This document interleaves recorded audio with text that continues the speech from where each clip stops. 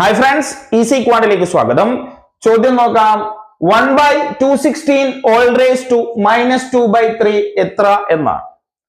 അപ്പൊ നമുക്കറിയാം a raised to -m എന്ന് പറഞ്ഞാൽ 1/a raised to m ആണ്. അല്ലെങ്കിൽ a raised to m is equal to 1/a raised to -m ആണ്. അപ്പൊ ഇവിടെ 1/216 all raised to -2/3 എന്നാണുള്ളത് അല്ലേ. 1/216 all raised to -2/3 എന്ന് പറഞ്ഞാൽ 1 raised to -2/3 divided by 216 raised to -2/3 എന്നാണ് അല്ലേ. അപ്പോ 1ന്റെ പവർ വന്നു കഴിഞ്ഞാൽ നമുക്ക് എന്ത് എഴുതാം?